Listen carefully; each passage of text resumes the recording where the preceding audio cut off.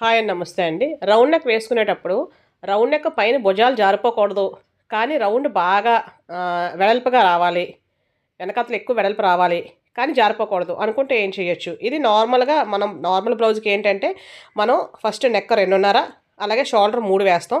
ఆ నెక్ పైన 2:30 ఏదైతే పెట్టామో అదే కింద 2:30 పెట్టి నేను ఆల్రెడీ చూసారు కదా! కట్ చేసి ఉంచాను. ఇది నార్మల్‌గా 90% బ్లౌజెస్ మనం అలా పెడతాం అనమాట. అలా కాకుండా ఇప్పుడు పైని జారిపోకూడదు. కానీ కింద మాత్రం ఓపెన్‌గా ఎక్కువ వెడల్పు రావాలి అనుకుంటే మనం ఏం చేయొచ్చు? సో, ఇది చూడండి, నెక్స్ట్ చూపిస్తున్నా నేను. ఇది సేమ్ ఇక్కడ 2:30 ఇది 3 ఉంది కదా! అదే 3 భుజం పెడతాం షోల్డరు. అలాగే పై నెక్కు ఏదైతే ఫస్ట్ యెల్లోకి 2:30 పెట్టామో అదే 2:30 దీనికి పెడతాం. కానీ ఈ ఫస్ట్ యెల్లోకి కింద వైపు కూడా నెక్ 2:30 పెట్టాం. దీనికి 4 పెట్టాను. అంటే ఇది 4 కాదండి. 4 అంటే మాక్సిమం అన్నమాట. అయితే 4 లేదా 3:30 లేదా 3 బాగా వెడల్పు కావాలి అనుకుంటే 4. కానీ మనకు నెక్ అయితే జారదండి. ఎందుకంటే పైన మనం 2:30 పెడతాం కాబట్టి.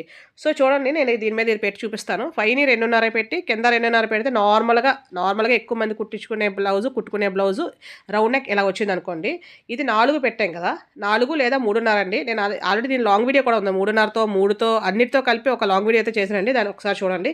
చూసారు కదండీ! ఇది విడ్త్ ఎంత తేడా వచ్చిందో మనకి. కింద హైట్‌లో అయితే ఏం తేడా రాదు. నేను పెట్టడం వల్ల పెట్టాను కానీ హైట్ అయితే ఏం తేడా రాదు. కానీ విడ్త్‌లో తేడా వస్తది. చక్కగా మనకి పైన జారకూడదు. కానీ విడ్త్ కావాలనుకుంటే ఇలా కట్ చేసుకుంటే చాలా బావుంటదండి. థ్యాంక్ యూ అండి. Thank you for watching.